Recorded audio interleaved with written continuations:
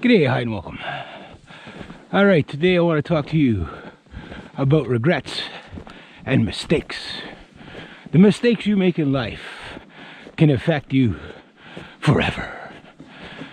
And what can a mistake in life be? Well, so maybe some people drink, some people gamble, some people lie, cheat, and steal.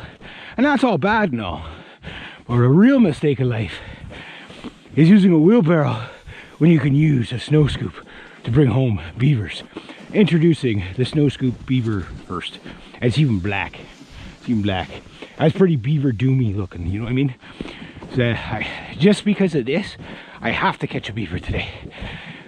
Alright, so here's what I'm at. I got 4 beavers at home I gotta deal with. I got 2 to skin, 2 to flesh. And if I catch something today, who knows?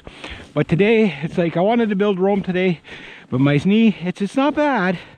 That slip I took a couple of days ago kind of did me in, and then of course New Year's Eve kind of did me in with all the dancing and everything like that. But today I'm not too bad. The snow's not too bad. the road ferry came by with his 4-wheeler, and I got saved by my uncle yesterday. He saw me pulling the wheelbarrow out, dragging the wheelbarrow behind me with the 2 beavers in it. And he's like, yeah, throw stuff on the back there, so he dropped them off at home for me. Although I was about halfway out anyway. And I tell you, that was pretty labor intensive in this. The snow's packed down a little bit, but in the soft snow, it was pretty labor intensive. So today, I'm like, okay, I wanted to go back, check out that wolf thing, skin the 2 beavers, flesh the other 2. But then I thought, my stretchers aren't ready. This is like the preseason stuff that sneaks up on you.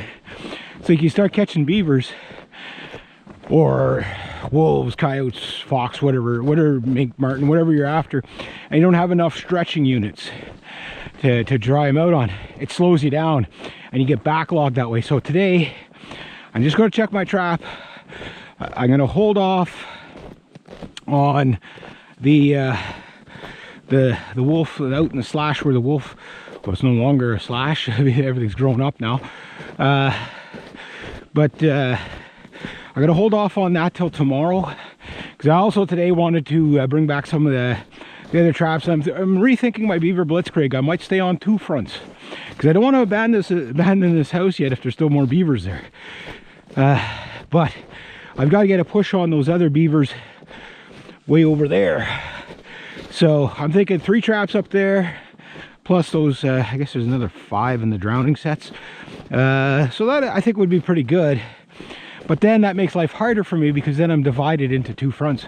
But I got to go back this way anyway, because, yeah, so I'm on 2 fronts anyway. So whether I'm checking the land traps, I got to go past this beaver house either way.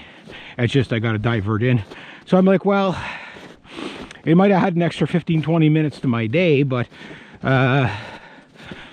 which doesn't sound like much, but it does add up when you got all this other stuff to do, right? So I'm like, well, maybe I'll do it that way. And then once this house that I know for sure it's empty, like once I start catching otters and muskrats or nothing, then I know that that beaver house is empty. And that'll be kind of more of a signal to get the rest of the traps up. But like I said, if you're going to do a beaver blitzkrieg, take a beaver house or a dam or whatever, set all your traps there till you catch everything, right? I mean, you're still catching stuff, you don't need to move your traps, right? It's just I'm doing it because it's pest control. So this is what it's like with no beavers in there. I'm already puffing, but I'm moving a lot faster than I was yesterday. Hopefully I don't overdo it with my knee. My whole body's sore now. The next 30 days is going to be brutal on me. I'll need a month to recover. You know, again, with no snowmobile or anything like that, this is very labor intensive, especially when you get these fresh, heavy, wet snowfalls. It's not the light, powdery stuff. This is the heavy stuff. I haven't had to use the snowshoes yet this year, so that's not so bad. If we can keep the trail open, no problem. But when you get like a foot, 2 feet at night, it just closes everything up, and that's going to be real labor. So like I say, by the end of January, like the whole left side of my body, starting with my big toe